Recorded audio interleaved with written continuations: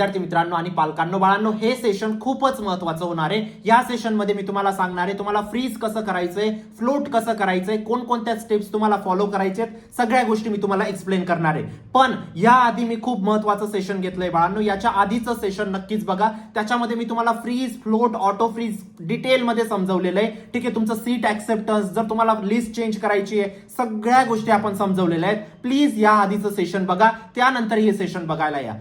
या आधीचं सेशन खूप महत्त्वाचं शूट केलेलं आहे बाळांनो, तेवढं नक्कीच बघा. प्रत्येक विद्यार्थ्याला बघणं गरजेचं आहे. ठीक आहे, चला या सेशन मध्ये आपल्याला बघायचंय की तुम्हाला फ्रीज फ्लोट कसं करायचंय बाळांनो.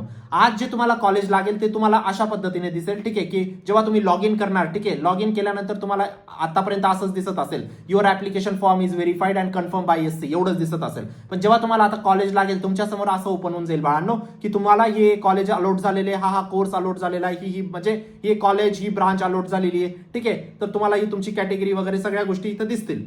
आता हे कॉलेज तुम्हाला समजून जाईल, हे कॉलेज मला लागलेलं आहे ना. आता याच्यामध्ये आपण काही चेंजेस करू शकतो का, काही ग्रीव्हन्सेस टाकू शकतो का, हे कॉलेज मला नको अलॉट व्हायला होतं तरी अलॉट झालं नाही, जे अलॉट झालं ते झालं आता, है ना.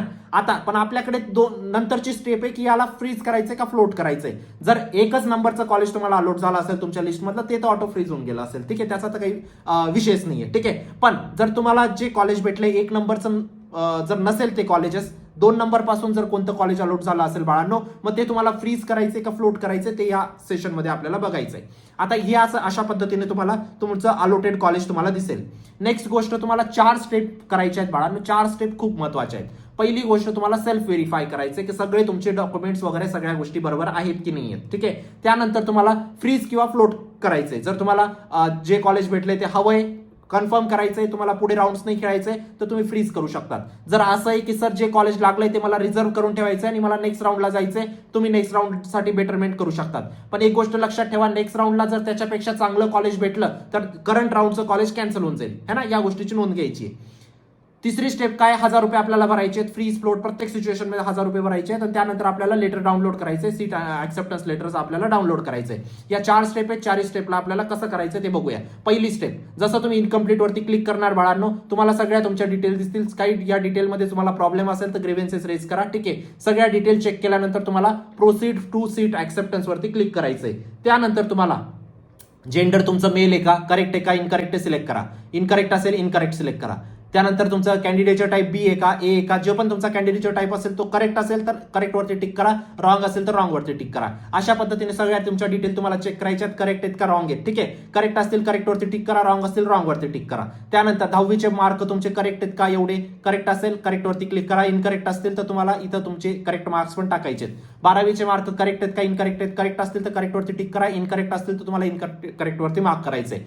अशा पद्धतीने तुम्हाला 10वी 12वीचे मार्क आणि स्वतःची डिटेल तुम्हाला चेक करायची. त्यानंतर जे जे डॉक्युमेंट अपलोड केले होते ते तुम्हाला सगळे बरोबर आहेत की ते एकदा चेक करा. बरोबर असतील तर व्हेरीफाईड वरती क्लिक करून तुमचं ते होऊन जाईल आणि तुम्हाला सेव्ह अँड प्रोसीड वरती क्लिक करायचंय. 2 मिनिटाची प्रोसेस आहे, है ना.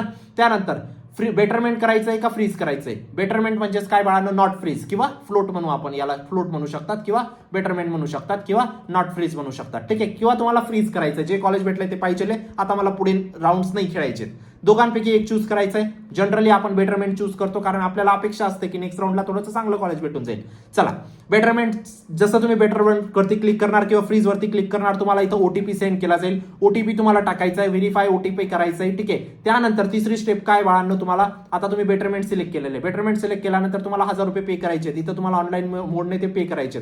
1000 रुपये इथं सीट ऍक्सेप्टन्स फीज येऊन लागेल. प्रोसीड टू पेमेंट करायचंय. इथं तुम्हाला स्कॅनर वगैरे जनरेट होऊन जाईल किंवा नेट बँकिंग जे पण तुमची पेमेंट मेथड असेल सॉरी त्यानुसार तुम्ही तुमचे पेमेंट्स वगैरे करू शकतात. व्हेरीफाय करायचं पेमेंट आणि तुम्हाला प्रोसेस कंप्लीट होऊन जाईल आणि इथं तुम्हाला सीट ऍक्सेप्टन्स फॉर्म तुमचा डाउनलोड करून घ्यायचा आहे. That's it. एवढ्याच 5 मिनिटाच्या प्रोसेसमध्ये तुमचं सगळं काम होऊन जाणार आहे बाळांनो. 5 मिनिटात तुमचं फ्रीज फ्लोट होऊन जाईल. तुम्ही तुमच्या मोबाईलने सुद्धा करू शकतात. काही कुठं जायची गरज नाही, सायबरला जायची गरज नाही, एससी सेंटरला जायची गरज नाही. तुम्ही तुमच्या घरी बसून हे फ्रीज फ्लोट करू शकतात बाळांनो.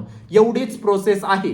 ठीक आहे, फ्रीज फ्लोट ऑलरेडी या सेशनच्या आदल्या सेशनमध्ये एक्सप्लेन केलेलं आहे. ते सेशन व्यवस्थित बघा, कोणताच विद्यार्थी ते सेशन मिस करणार नाही. ठीक आहे, या सगळ्या गोष्टी होत्या आणि हे सेम प्रोसेस आता तुमची राऊंड 2 ला पण असणार आहे, राऊंड 3 ला पण असणार आहे बाळांनो. म्हणून रिपीटेटिव्ह व्हिडिओज मी नाही बनवणार किंवा रिपीटेटिव्ह सेशन्स नाही बनवणार.